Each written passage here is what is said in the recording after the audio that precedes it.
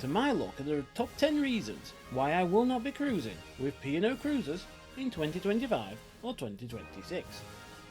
On the face of it, P&O should be a cruise line that I love to cruise with, or at least have something to offer that I just cannot ignore. I love to cruise, I'm based in the United Kingdom, I'm flexible onto what type of ship I'll sail on, from the biggest to the smallest and from the newest to the oldest, and I'm interested in many of the destinations on offer from P&O. So as the cruise line with the most ships sailing out of the UK, they should be my go-to cruise line, right? But that's just not the case. And when I look at some of the great cruise ships that the line are investing in, it's a sad fact that for me, there are just too many issues that they really need to address and overcome before I will cruise with them. This video is a bit more negative than my typical ones, so I hope we can get a discussion going, and maybe I can even be convinced to change my mind. If you love to sail with P&O, or if you've had some of the issues that I am going to discuss in this video, why not leave a comment below and tell me all about it. Also, don't forget to like and subscribe. My name is Darren, and this is my look at the top 10 reasons why I will not cruise with P&O Cruises in 2025 or 2026. Despite being American owned and their ships sailing under the flag of convenience of a number of different countries, they try to offer a British cruise experience.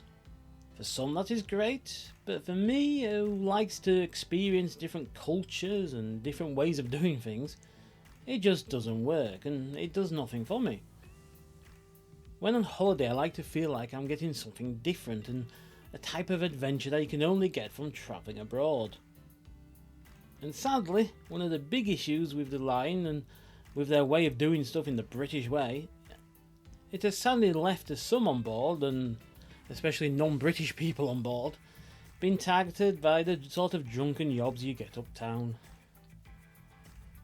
P&O as a brand have one of the longest histories of any line, and even as the modern day version of them, where they are just another brand of the Carnival Corporation, they still have a long history.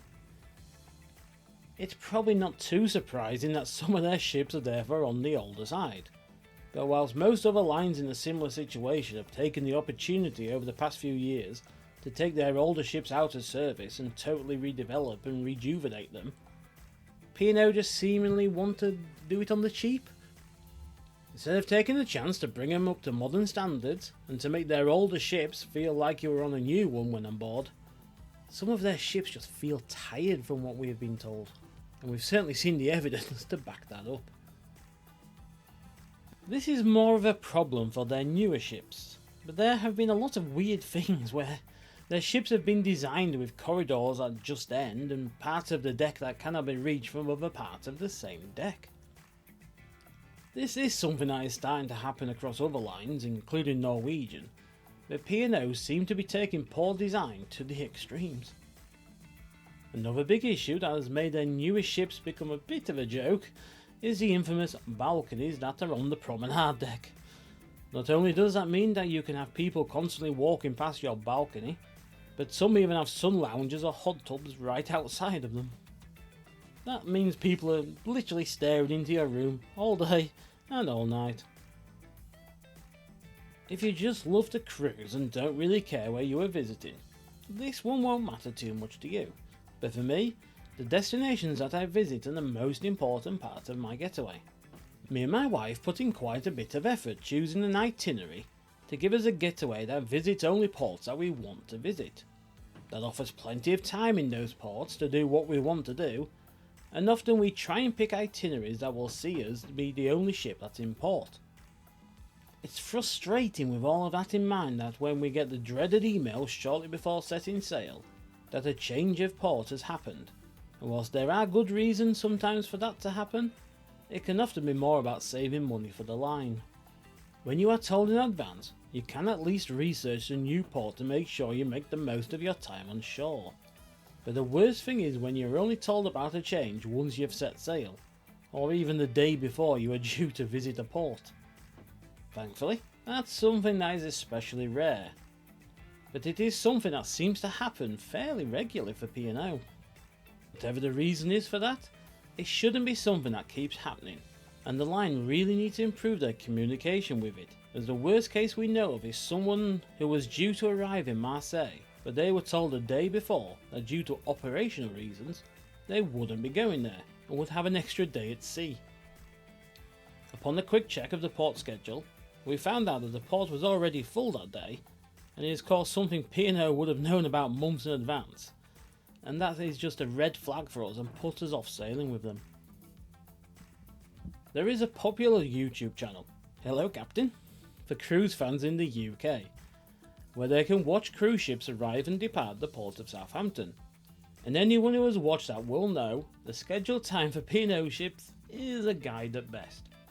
It has become a bit of a running joke for many to try and guess the set sail time for ships, and when our friends and family are cruising on them, we always wonder whether we'll be able to get to see their sail away. In many ways, watching you pull away from your departure port and setting off on an adventure is when a cruise holiday really starts, and for us it's somewhere we head up to the top deck to watch it happen. But with delays often meaning P&O don't get going until the early hours of the morning, you kinda have to just go for kip instead.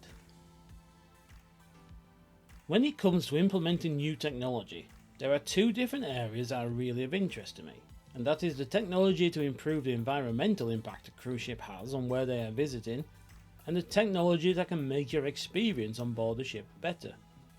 There are lots of things that can be done for both, and with new technologies coming along every time a new ship gets redesigned or built, it is fascinating to see what the next new ship can offer. Sadly, P&O tend to only do the bare minimum needed when it comes to technology for environmental reasons, and much less when it comes to technology to make for a better onboard experience. When I travel, I love to try different foods, and especially the food of the country or countries that we visit. And of course that is definitely the same when we cruise. On our favourite line, they offer dishes from the countries that we visit on board, and whilst it may not always be the most authentic, at least the effort was there, but unfortunately it's something P&O just don't seem interested in. Many of those who sail with them love the fact that they can have all their home comforts on board, and that's great, but it just doesn't work for me and my wife. So to be fair to the line, P&O do offer some interesting itineraries, including some that we consider amongst the best to sail out of Southampton in both 2025 and 2026. But the problem is that they are always amongst the most expensive and also tend to be for 30 plus nights, so in reality they are out of the reach for most cruisers. For the sake of this list, we are focused on their more regular cruises of between 7 to 14 nights, and it is with those types of cruisers that we feel the line tends to just go through the motions. P&O almost solely focus the regular length itineraries on the most popular cruise destinations available from the UK, so they just offer the Canaries, the Western Med, Northern Europe and the Norwegian fjords. Of course they are all great locations and they are well worth visiting, but to make things worse, the line also tends to focus on the same ports over and over again in those regions, with little variance in their itineraries, especially when you compare it to other lines operating out of Southampton. This means if you want to sail with them more than once, you'll end up doing the same holiday over and over and over and over and over and over again. And if you have already sailed to these destinations with another line, the chances are that you sail on a better itinerary the first time around.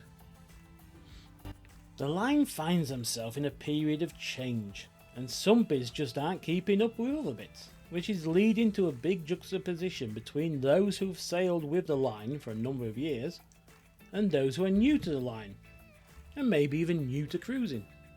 Not too long ago, the line were a relatively upmarket one, and there was an expectation to be smartly dressed on a night in restaurants in the theatre, and then to dress up even more for formal nights.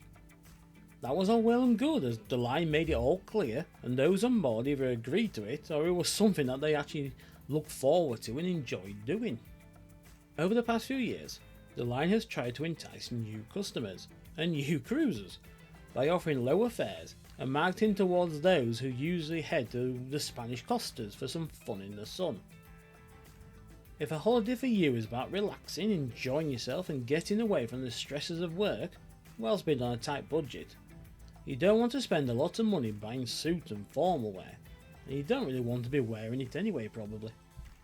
With plenty of passengers on the ship still from them golden olden days, still dress up to the nines, and then with the line still expecting it, they're having many instances of conflict between the two groups of new sailors and old sailors. And again, that just doesn't interest us on holiday. Going back to the pre-shutdown days, this was something the line was cutting back on, but since then, it has gone to the point where it's one of the biggest turn-offs for us when thinking about sailing with the line. Seeing high quality shows and listening to high quality musicians and other acts is a big part of cruising for me and my wife. But all we hear from friends and families who have sailed with P&O is what was missing or what was cut back on.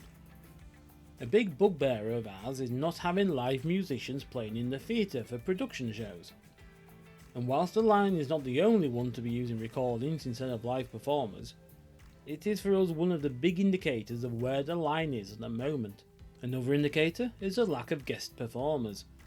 With only a couple doing a show on the last 2-week cruise, one of our friends stuck with them, and a few performers in the areas like the foyer and the lounges.